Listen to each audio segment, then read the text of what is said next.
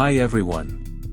In this quick tutorial, I'll show you how to download and install VLC Media Player on your computer.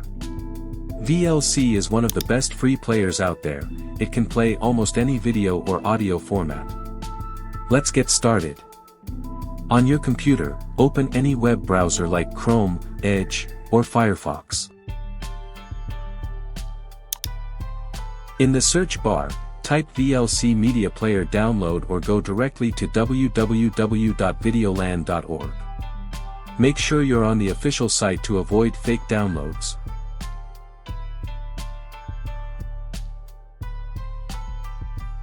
On the homepage, click the big orange button that says Download VLC. The website will automatically detect your operating system and give you the right version.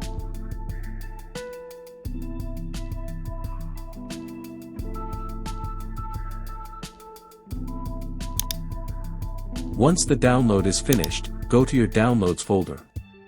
Double-click on the VLC setup file. A setup window will appear. Click Next through the steps, agree to the license terms, and choose the default installation settings. Finally, click Install and wait for the process to complete.